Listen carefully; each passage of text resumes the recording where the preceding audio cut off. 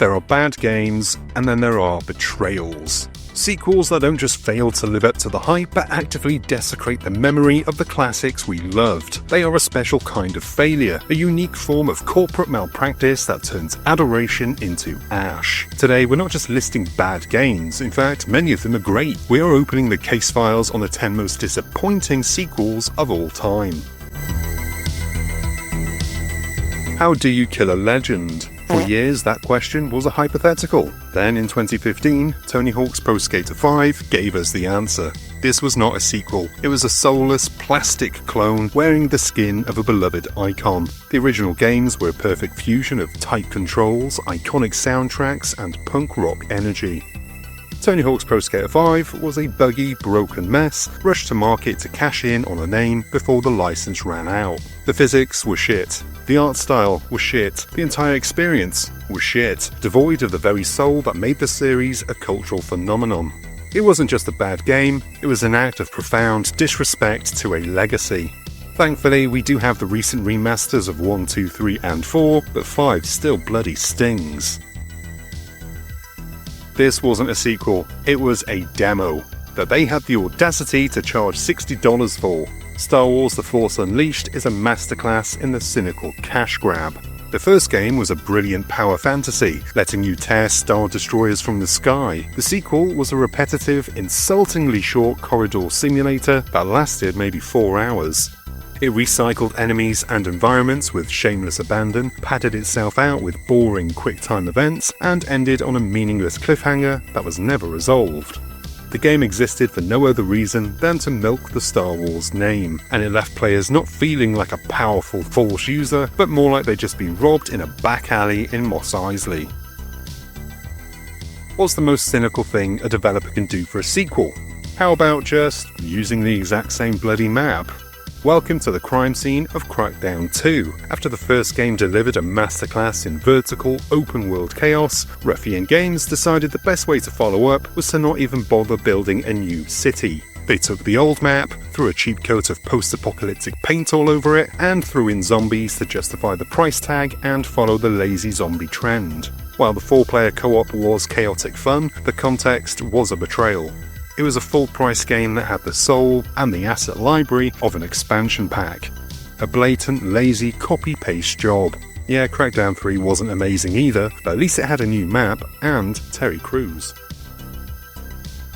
Imagine being tasked with saving the world from a cataclysmic invasion, but you're only allowed to do it in 3 dungeons and a single city district. That is the tragedy of Dragon Age 2. After the sprawling, epic adventures of Origins, BioWare delivered a sequel that felt claustrophobic. The sin was repetition. You were forced to run through the exact same recycled environments over and over and over again. A cave for a side quest would be the exact same cave for a main story mission, just with a different door blocked off. It was a heroic, well-written story trapped inside a tiny, repetitive, budget-constrained box, and the sense of grand adventure died in the loading screen. This wasn't just a buggy launch, it was a public execution. Assassin's Creed Unity was supposed to be the glorious next-gen debut for the franchise. Instead, it was a technical mess of historic proportions. The game was shipped in a state so fundamentally broken, it became a meme. From the infamous no-face glitch to characters falling through the world, it was a beautiful reconstruction of revolutionary Paris that was completely unplayable for weeks. It didn't matter how ambitious the vision was, the reality was a broken, frustrating mess that shattered player trust and became the poster child for the dangers of releasing a game before it's finished. Thankfully, these days it's in a better place, and even runs at 60 FPS on Xbox and PS5, so if you skipped this one back in the day, it's probably worth checking out now.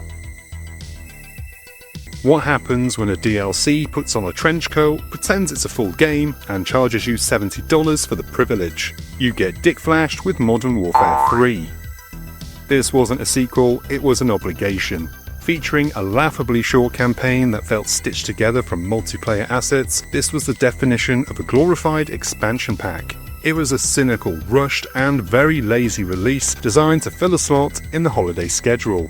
It wasn't a betrayal of the story, it was a betrayal of the player's wallet. How do you turn one of the most terrifying atmospheric horror games ever made into a generic cover-based shooter? Ask EA and Visceral Games, because they wrote the textbook with Dead Space 3.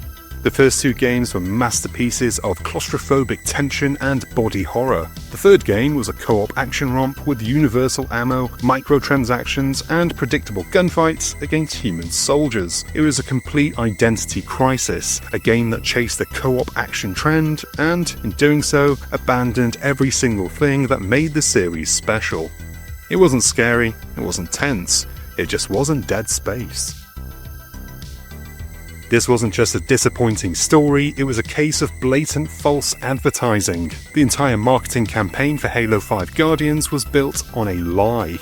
The Hunt the Truth viral campaign promised a dark, epic confrontation between a rogue Master Chief and the Spartan sent to hunt him down, Agent Locke. The game we got, well, that epic rivalry was a trivial subplot resolved in a couple of boring cutscenes. The rest of the game was a generic sci-fi story about the AI, Cortana, being evil. It was a bait and switch of epic proportions that betrayed the trust of the entire fanbase and left the series' narrative drowning in a sea of piss. This is the ending that united the entire internet, in absolute rage. For 3 games and hundreds of hours, Mass Effect was built on a single promise: your choices matter. Then came the final 10 minutes of Mass Effect 3. No matter your decisions, your alliances, your sacrifices. The entire saga culminated in a choice between 3 nearly identical, colour-coded space magic explosions.